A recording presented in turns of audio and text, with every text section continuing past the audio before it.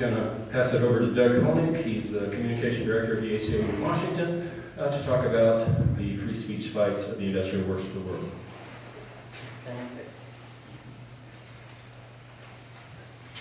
Yeah, what I'm going to do today is talk about some of the free speech fights that the Wobblies were involved in, compare them, contrast them, so some of the nuances, talk a little bit about the philosophy of freedom of speech, and you'll have to endure maybe a 5-minute civics lesson. I'll also do some analysis. I'll talk a little bit about the Everett Massacre, but so much of the rest of the program will deal with the Everett Massacre. I don't think I need to go heavily into that. I don't do written speeches. This is my presentation here. You'll see me glance at it periodically.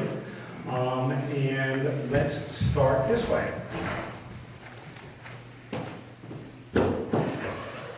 Fellow workers, the working class and the employing class have nothing in common.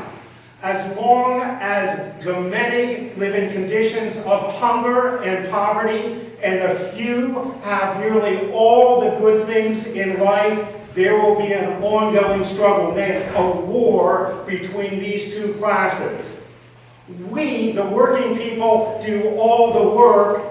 They, the employing class, are leeches. They live off the fruits of our labor, but they contribute nothing.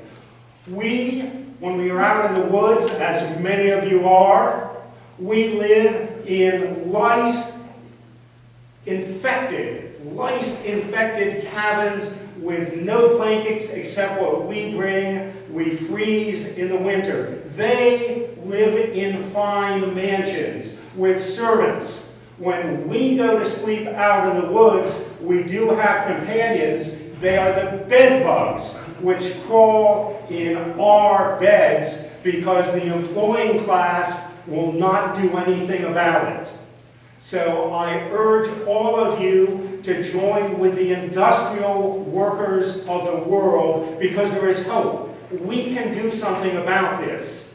If we stick together, all of us, man and woman, white, black, and brown, regardless of your trade, your skill, if we all stick together, we can get rid of the employing class and have the one big union that will run a fair and just society that meets the needs of all of us, not just the few who are the masters now. Think of it this way. If you're sad, forlorn, and lonely, if there are lots of things you lack, there is something you can do. Dump the bosses off your back.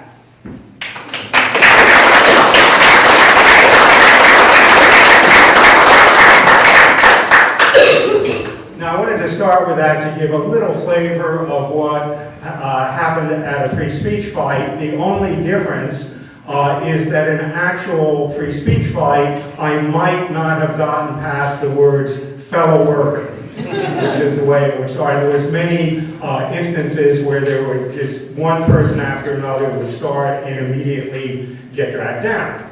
Now, I'd like to tell you a little bit about why I'm here, other than the obvious fact that the people at the Everett Public Library invited me, and I'm very glad to be here as part of this commemoration. For the past 25 plus years, I've been the communications director for the state ACLU of Washington. I should say I'm not a lawyer, and I'm going to have a few caveats. Some of you may know more about nuances of free speech law. I'm not a union member other than the ACLU, which is American Civil Liberties Union. I'm not a native or resident of Everett, and some of you may know quite a bit more about the Everett Massacre or unions than I do. But before I was with the ACLU, I had a previous life as a freelance writer and radio and then video producer down in Seattle. And along the way, I did several series of radio documentaries that were funded by grants from the Washington Commission for the Humanities, which today is known as Humanities Washington. At one point in the early 1980s, I saw a film that's being shown as part of this commemorative series at the library called The Wobblies. A great film. And in it, there was somebody named Jack Miller, who was then in his 90s, who it turned out was believed to be, and I'm sure it was, the last surviving wobbly from the Everett Massacre many, many years earlier. And as a journalist, I thought, oh my goodness, what a great story that is. And here's this guy still alive, living in Seattle. I worked with KUOW Public Radio, an NPR station in those days, and thought this would make a great radio series. Also, I personally was sympathetic toward a lot of the views that the Wobblies stand for, certainly the labor movement stands for. And I loved the Wobblies' use of language. As somebody who spent a lot of time as a writer and a communicator, the Wobblies, in my mind, are the best there have ever been among political communicators. Their language was colorful and right to the point. They had all sorts of wonderful phrases. One of my favorites is the police, the slugging committee of the capitalist class, or the sluggers. And that kind of gets right to the point. And so I approached Jack Miller, who I didn't know at all, and asked if he'd be interested in telling his stories to a tape recorder so that I could do a radio series.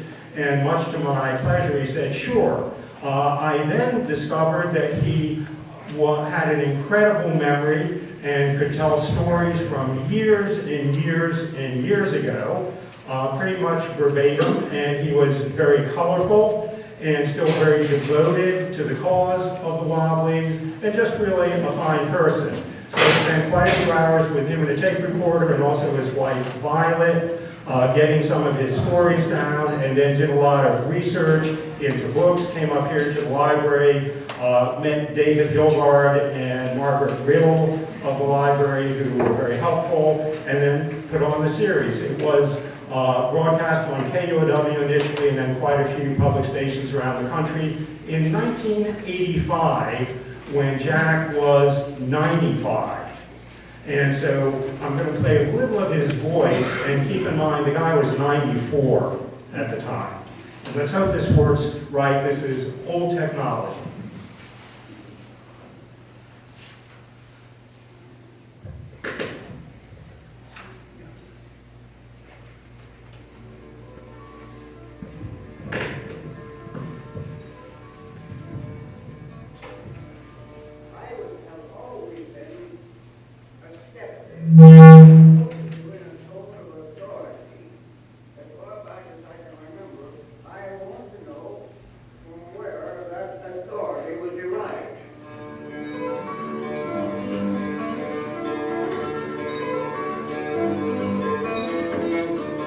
On the 12th of July, 1916, at Omaha, Nebraska, I took out my first IWW card.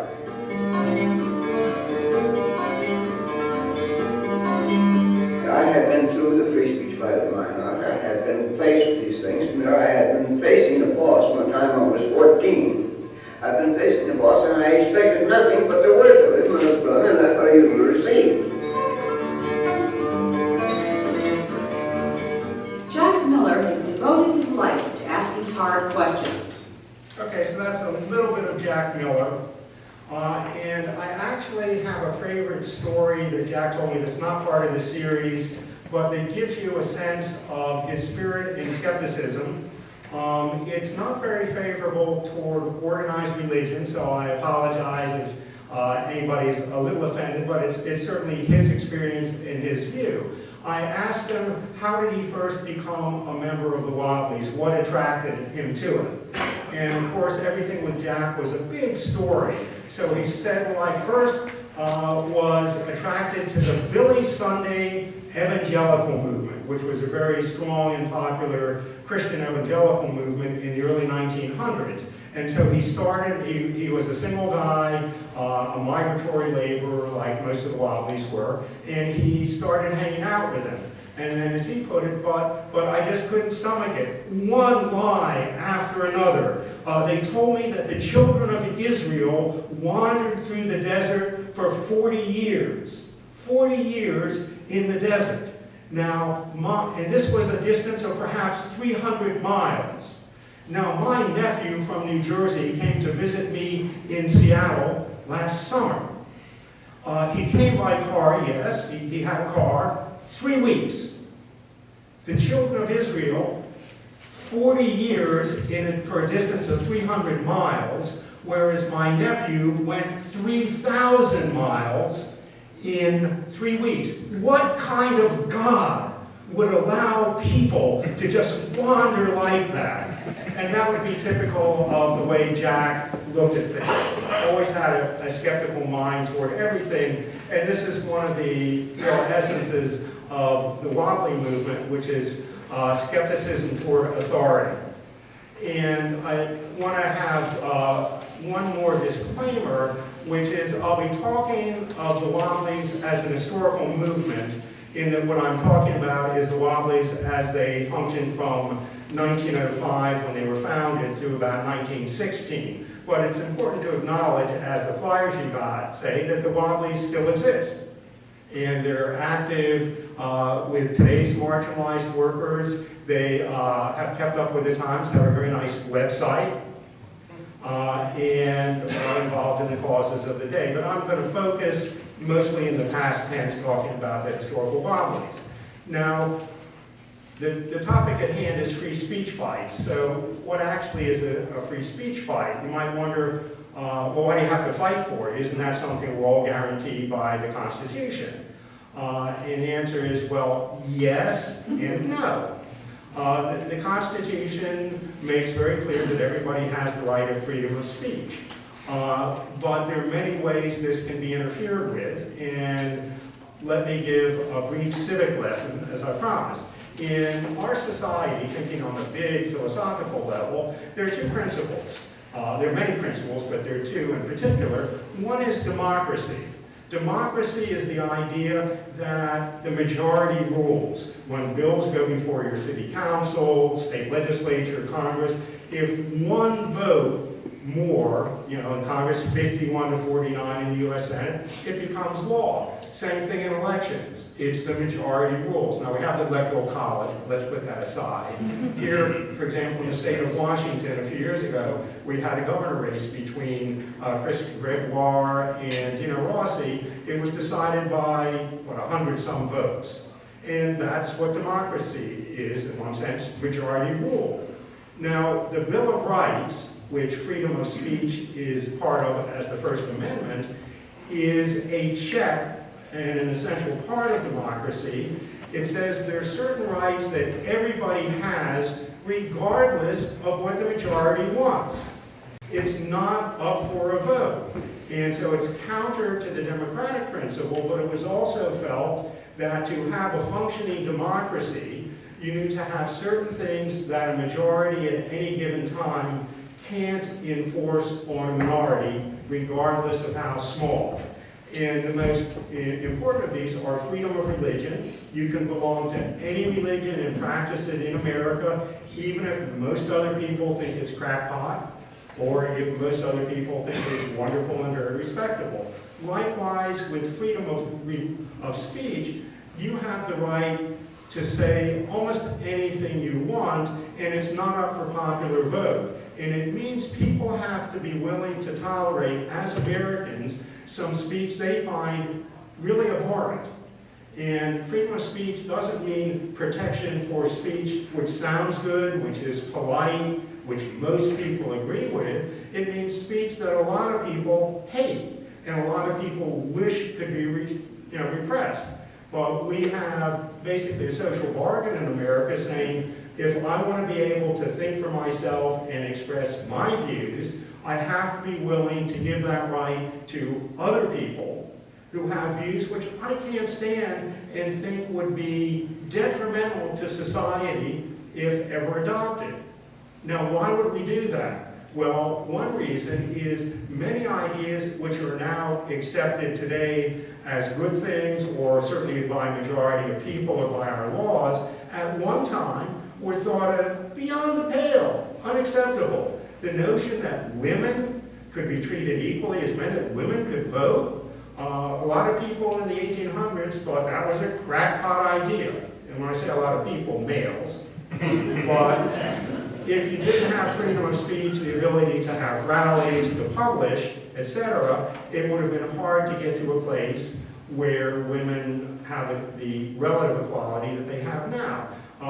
In my lifetime, when I was a kid, the notion that gay and lesbian people would have equal rights under law was treated as a crackpot idea. There wasn't a debate about it because it was seen as such a silly thing. Why would anybody want to debate about it? And we've seen through freedom of speech and a lot of organizing in a relatively short time that there's been a big change. Now, of course, many people don't agree with the change and speak out against it. But those are a couple of examples why society has agreed to have a bargain where people can say things even if at the time you may think they're nuts and dangerous. Now that's what the Wobblies faced.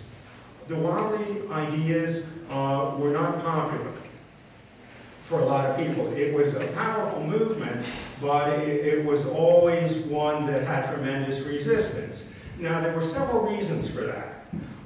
First of all, you have to acknowledge that the Wobblies were revolutionaries. Unlike the mainstream unions, their goal wasn't to sign contracts and simply get better working conditions for workers, although they certainly fought for that, for better conditions. Their goal was to replace the capitalist system with one big union and a worker-run society. And that was revolutionary, and they made no bones about it. A second thing is their base of support tended to be young men who were in migratory businesses, not businesses, migratory occupations. People who worked on construction crews, out in the woods, fruit picking, vegetable picking, all sorts of occupations that tended to be seasonal, and people went from job to job. And there was a large, you might say, surplus labor army of single men in their teens, 20s, and sometimes older, who would go from job to job. What that also meant is when they had a free speech fight, it primarily was not people from the town. Say here in Everett, it was primarily not Everett residents leading it. It was Wobblies from all around the country who would come when the call was put out for footloose rebels, as they call themselves, to come and join a free speech fight. And these were people who were very dedicated, which was another reason they got such resistance, because the business class feared them.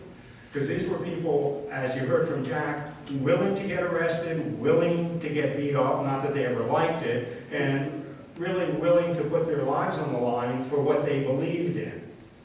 And they were very much seen as outsiders. So it wasn't your friends and neighbors who are working in the community doing free speech fights, although there were some. It was by and large people who came from outside the community who were going to leave afterwards. And so to the business class, these were people who were extremely radical, dangerous, and not us. Now, you can draw your own analogies to how some groups are treated in society today, and some of the stereotypes we have about some out-groups, and how some groups are discriminated against and seen as dangerous because they're viewed as quote-unquote other. And in fact, one of the interesting things about the Wobblies back at the turn of the century is how many of the issues that they raised in a much different economy and time really resonate with different things that are going on today. And everybody can do their own thinking about this. I may point out a few. Now, other things about the conditions behind free speech fights were there was not a body of law backing up freedom of speech in all sorts of individual situations. I did a little Google search, landmark Supreme Court cases in U.S. history. They had a whole big section, freedom of speech. There was only one before the Everett Massacre, and that was 1915, and it said freedom of speech on radio was not protected. No, I take that, but not radio, film. Freedom of speech on film was not protected because it was film, it wasn't freedom of speech.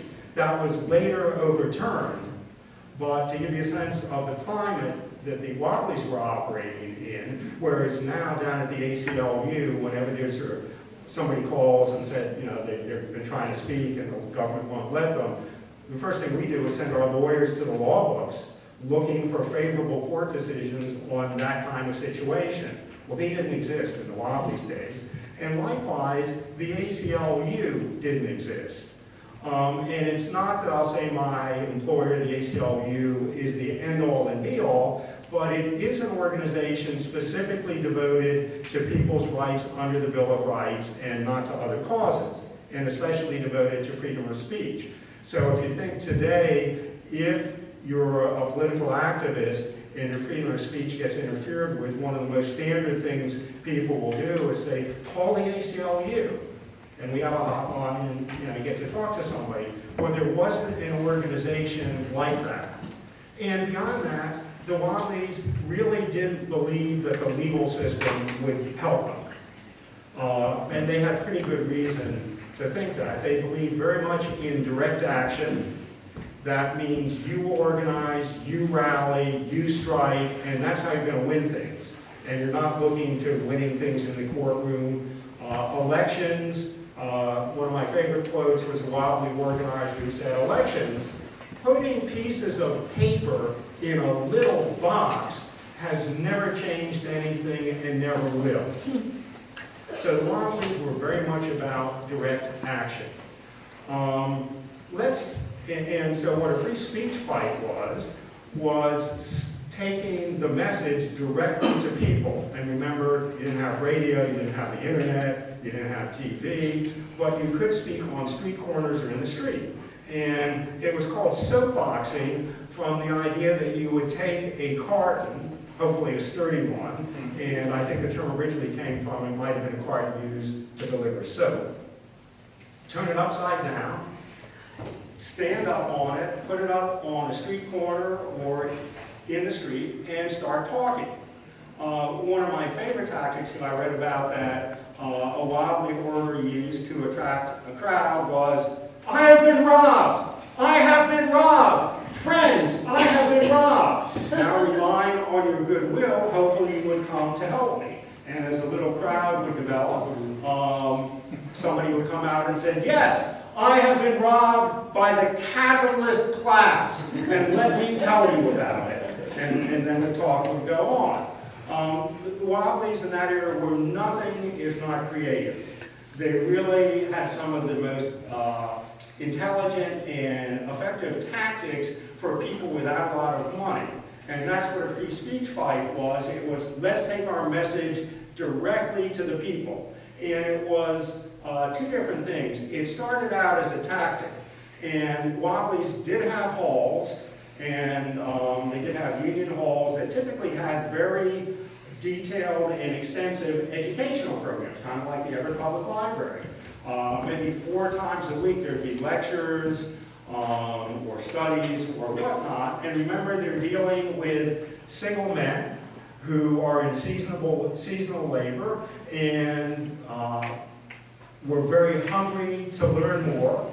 And were very much like Jack Miller, were very intellectually curious and self-taught. These weren't typically your college graduates.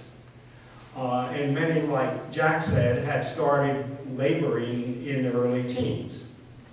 And so, and also, although the Wobblies had halls, they couldn't always afford to rent big assembly halls to have talks. So speaking on the street corner made an awful lot of sense, plus it's reaching new recruits. It's reaching, the people who come to your hall are people who are already sympathetic, whereas you want to get them to that point, so you go to them on the street. So it starts out as a tactic, but the powers that be, typically business interest and government in the towns and cities where they were speaking, didn't take kindly to that, and so they find ways to repress. Repress basically happened in different ways. Sometimes they would pass laws specifically banning speaking downtown or speaking in the streets. Other times they wouldn't bother to pass laws, they'd simply send police out and arrest people. Now you say, wait a second, isn't that unconstitutional? Answer, so what are you going to do about it? And partly, the ACLU was founded in 1920, and part of the rationale behind the ACLU is that the Constitution and Bill of Rights are wonderful words, but unless you have people who are committed to making it enforceable, it ends up just being words. And so that was another thing the Wobblies faced. The other way their freedom of speech would get repressed would be other laws that didn't deal with speech that were used to repress the Wobblies. These could vary. One of them was peddling without a license.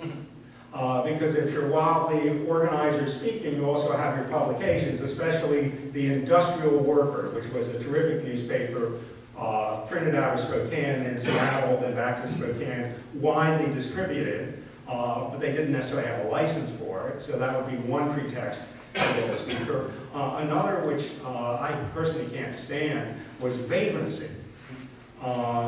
Vagrancy is the notion that you're someplace without visible means to support yourself, and therefore government should be able to arrest you. As a civil libertarian, it doesn't make any sense to me. If you're just there minding your own business, why should you be arrested? But there are communities that have laws against vagrancy. Sometimes, in modern times, they've been challenged in court by the ACLU and others and thrown out either for being vague or for being cruel and unusual punishment. Another one was unlawful assembly. That's another one of these laws which can be vaguely enforced. Gathering to cause unlawful acts. Now notice, you haven't actually committed the unlawful act, you're simply gathering with what the government says is the intent to commit an unlawful act. So all of these kind of laws, or no laws at all, were used against the Wobblies at various times to various effects. I'm going to take this now.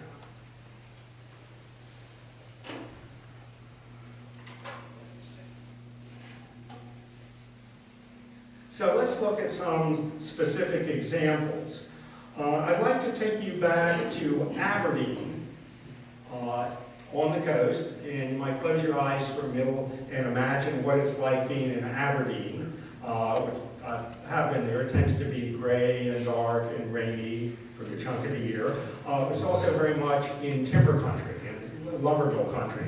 So in 1911, you had a Wobbly organizer there trying to organize lumber workers. And so the Wobblies began speaking on the street corners downtown. There was an altercation, as was often the case, when you had Wobblies speaking, because remember, their language was very flamboyant, which is one reason I personally love it. For people who disagreed with them, it wasn't flamboyant, it was inflammatory. So there was an altercation broke out, and the Wobbly speaking was arrested, and the jury found him not guilty. What law had he actually broken? So the city council stepped in and they passed the law. It was an ordinance banning street speaking downtown except for a 2-block area. Now, this was typical of the kind of restrictions. There weren't restrictions passed against the Wobbly saying you can't speak at all. There were always places they could speak, so it was more about trying to make the speaking ineffective. The Wobblies were all about speaking where their workers were, and so they complained about this law and said, well, the place you're allowing us to speak is way far away from any place the workers go. This is no good. And the city father said, tough, that's the law we passed.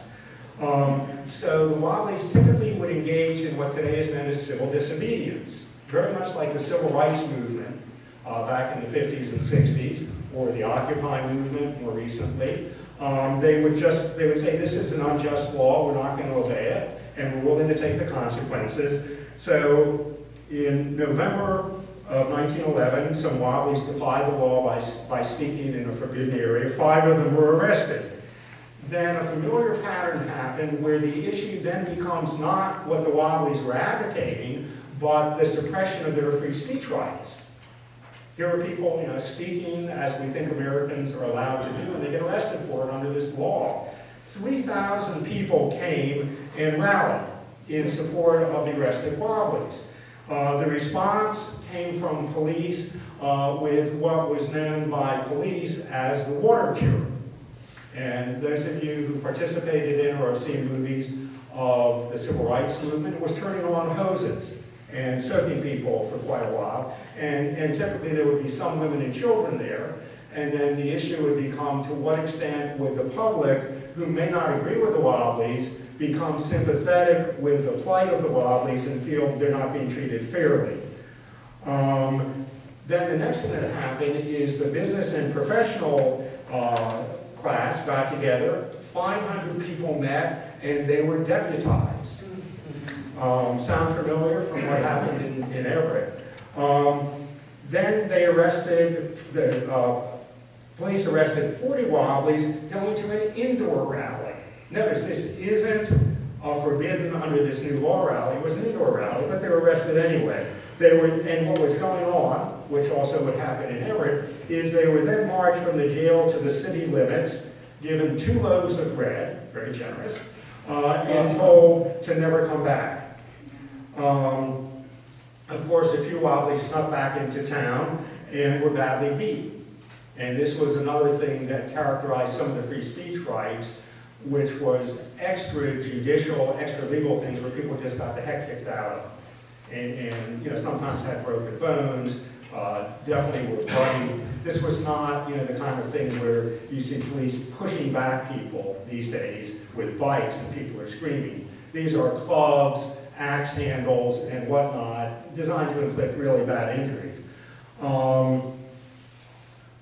The Wobblies didn't like this, of course, but they were undaunted. One of their organizers, known as Stumpy, who wrote for the Industrial Worker, came to town and started reporting on the conditions for the workers in Aberdeen and the Wobbly protests for the industrial workers. And then in January 1912, the Wobs relaunched the free speech fight, and that means the call was put out for people from elsewhere to come and support this. 15 people were initially arrested. Then something unusual happened. The city leaders decided they wanted to settle. And the idea here was they didn't want to run the expense of a prolonged free speech fight, because when Wobblies came by the hundreds, they were prepared to get arrested and packed to jails. And that's a big strain on a municipal budget. And so the town leaders here said, let's not get into that. Also, they were worried about their image. You might remember Seattle after the WTO protests of 1999, which had a lot of analogies, although not perfect ones, with the Wobbly free speech fight. What was Seattle? Seattle had been known for Starbucks, grunge music, and Microsoft. Then for a period of time, it was known for police brutality and protest, and what some people call riots, what other people call police riots. You pick, because we're all Americans and we make up our own minds on this. But there was really kind of a negative image about Seattle, and the mayor was not reelected. And interestingly enough, and this was true of many of the Wobbly free speech fights, the mayor of Seattle at that time was a liberal Democrat, Paul Schell, who very much intended to protect freedom of speech rights, but it didn't work out that way. And that was often the case in towns where the Wobblies got involved in free speech fights, that some of the enemies were people who would be considered very progressive, but when push came to shove, were willing to not support free speech fights for Wobblies. But in this situation, they really didn't want to get into a prolonged one for the municipal budget and for what it would do to the city's image. And so they came to something which also is very unusual, a compromise. Street speaking was banned in many places, but it was allowed in 5 cross streets. The Wobblies declared victory. They said these were the 5 best cross streets for reaching workers in Aberdeen. We've got what we want. And so this was one which took place in Washington. It's not as well known as some of the bigger ones. one of the people who spoke gave one of the best speeches I've ever heard, and I'll repeat it for you. He got up there and he said, "Fellow workers, I have been run out of town 5 times by your Citizens Club, and every time I found my way back. This proves conclusively that the world is round." Now, what was unusual about his speech, it was the longest talk anybody gave in that free speech fight before getting arrested. So he was able to get a little bit out. Let me talk about probably the most important free speech fight prior to Everett in the Northwest, and that's the Spokane free speech fight. That's something you may have heard about.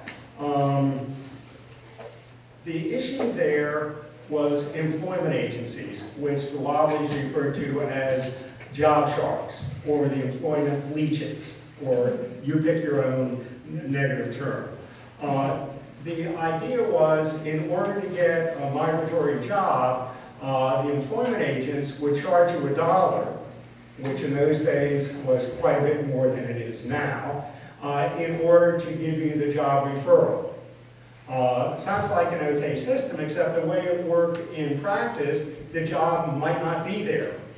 Or you might get fired quickly, because for the employment agency standpoint, they get the dollar whenever there's a job referral. So the more turnover there is, the better it is for them. And so the Wobblies argued that they were colluding with the bosses out in the lumber mills and woods for this system. They referred to it as a perpetual motion system. There was always one work crew working, one on the way out, and one getting hired and sent out to go through that whole cycle again. So the Wobblies challenged it. The city responded by passing an ordinance against speaking in the street. Now, the Wobblies cooperated with this for quite a while. The Wobblies were pretty smart tacticians, so although they often defied the law, they would typically look at the situation and think what made the best sense. They wouldn't necessarily defy a law if they thought it wasn't the smartest thing to do politically. But then something happened. An amendment was passed giving an exception to this street speaking ban to one group. Anybody guess who it was? Salvation Army. Yeah, the Salvation Army, known to the Wobblies as? Yeah, the Starvation Army. Now this really incensed the Wobblies because they saw the Starvation Army, as they called it, really as among their arch foes. They were seen as misleading workers by offering pie in the sky after you die, which they said was a lie. Yeah. And they would refer to the ministers as sky pilots. In other words, they're having you look at the afterlife and distract you from what you can do to improve your life here. So in November, they began a free speech fight, and their slogan was, "Don't buy jobs."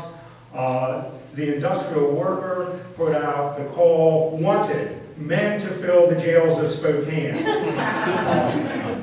This became, or as many of them were, a real knockdown, drag-out affair. 150 people were arrested in one day. Now remember, you wouldn't be able to speak very much, so it was just like an assembly line. What year was it? 1910.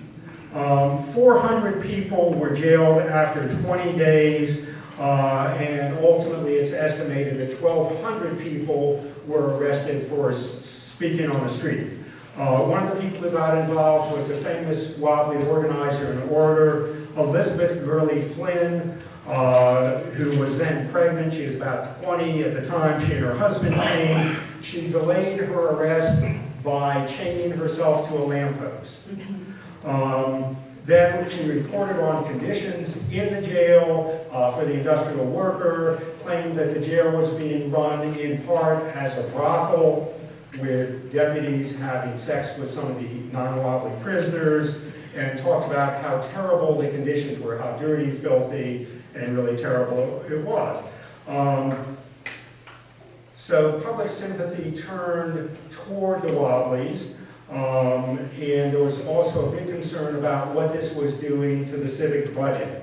Ultimately, the city of Spokane is estimated to have spent $250,000 in fighting the free speech fight by arresting all these people. And again, this is a 1910 budget. And just put your economic hat on and imagine what that would be in today's time. So finally, in March of 1911, the city fathers caved in. They repealed the ordinance, granted the Wildlies the freedom of assembly, and revoked the licenses of 19 employment agencies. So this was, in many ways, a real victory for the Wildlies, but it took many months. Now, if you're in another, and things like this were publicized.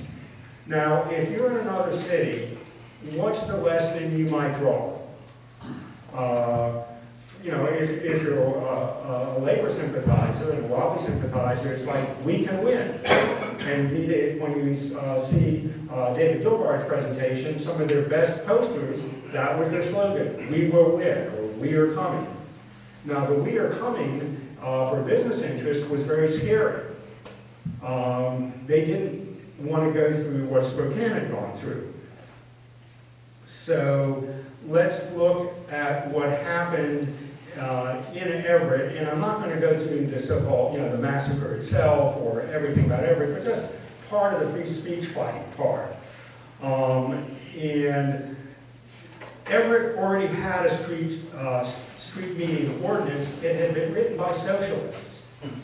Socialists were generally allies of the Wildlies on these issues because they had done a lot of what the Wildlies had done, which is speak in the streets, and had often been beaten up too. And there was also some overlap between Wildlies and socialists. What the ordinance said is speakers could use cross streets along Hewitt if they kept 50 feet back. So again, remember, it's not a total speech ban, and the idea was Hewitt was the big main drag in those days where you'd see workers. So yeah, you can speak in that area, but just you have to be 50 feet back from Hewitt. Now, the Wildlies decided the best course of action for a long time was to go along with this. So they would measure out the 50 feet, put their soapbox up 51 feet, and start speaking. And one of their leading organizers, James P. Thompson, came, and he was arrested. He was put on a boat for Seattle. And again, this was the idea when city fathers had seen how many Wildlies can come and how prolonged and expensive this can be, the idea became, don't let them get started, throw them out of town. And so again, like in the other city where they took them to city limits and gave them a couple of loaves of bread, this they graciously gave him free passage back to Seattle, with the graciously being in quotes, of course. Now, typically, when the Wildlies face something like that, the lesson they didn't draw was, oh my God, we're going to get kicked out of town, let's go elsewhere. The lesson they drew was, we've got to fight for our rights. So a free speech committee was formed in Seattle, where the bulk of the seasonal laborers where they hang out on the Skid Row down in Seattle, and determined to start a free speech fight. And the business interests were very worried that this would bankrupt the city. And so one of their Wildly organizers came back and was arrested for peddling without a license, that classic crime that I mentioned earlier. Now, the business interests knew that a free speech fight was brewing and that the Wildlies intended to come in large numbers, so the sheriff deputized hundreds of business and professional people, both big business and small business, and a very ugly scene ensued. There were they would patrol the area looking for Wildlies trying to get in. People would get beaten up, or if somebody did manage to get in and start speaking, the person would be pulled down and beaten up. Then, to augment this, a new law was passed which banned speaking anywhere within a block of you, so not just 50 feet near you, but a block away. In October, the Wobblies decided that they were going to push the free speech fight, and 41 of them sailed to Everett, and they were stopped at the dock and offered to speak at Hewitt and Grand. Now, I don't know my Everett geography that well, but according to the history book I read, that was pretty far removed from any place workers went. It was a remote area for where they, from the standpoint of trying to reach workers. So the Wobblies said, no, we want to speak where the workers are. That's who we're trying to reach. At which point they were taken by the deputized people, taken out to Beverly Park, and made to run through a gauntlet where they were very badly beaten. This was not the first place where this had happened. This was basically the same thing that had happened that same year in San Diego. Now, in San Diego, there was one other twist that you rarely saw in a free speech fight, where the speaking ban actually went to court. Now remember, the Wobblies didn't look to the court to help them, but in this case, somebody mounted a challenge. Well, what do you think happened? The judge upheld the speaking ban. The judge said, this isn't preventing anybody from speaking, and it's not saying that they can't speak on any topic. It's simply saying there's one area of town where they can't speak. How is that a restriction of speech under our Constitution? And so what happened here in Everett is they were following the San Diego model of deputized people determined not to let the free speech fight get going. And the Wobblies responded, as you know, by chartering a boat with over 200 people, and the massacre ensued. But what's different about this one than some of the other ones, it wasn't so much an ongoing free speech fight like in Spokane. It was the city fathers of Everett wanting no free speech fight to even get going because they were afraid of the Wobblies' message and they were afraid of bankrupting the city treasury. And we all know what happened. The analogy I would draw actually is to a couple of things in modern times. In the WTO protests, after the first day, where the protesters were so successful in being in the streets that delegates couldn't get to the conference, and that included Madeleine Albright, then Secretary of State, who supposedly called Seattle officials and said, what's going on here? I'm the Secretary of State and I can't go to this conference. So on the second day, the city instituted a no protest zone.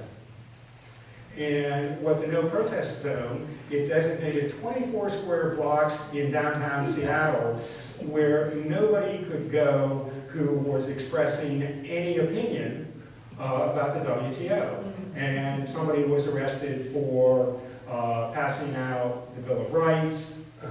Somebody was arrested who had a button, wasn't saying anything, but simply had a button, that said something like no WTO, et cetera, et cetera. But that didn't mean nobody could go into the area. Delegates to the conference could go, people who worked in the area could go, and one other category of the citizenry. Anybody remember what it was? People who wanted to shop. Draw your own conclusions on that one. Now, the ACLU filed for an immediate injunction to stop this on day 2, and it was turned down. Immediate, or it's called as temporary injunctions, etc., are difficult to get. You show irreparable harm, and a lot of judges are reluctant to do that without having a full trial. So after the fact, we mounted a challenge to the no protest zone, mainly to set a precedent for future free speech events.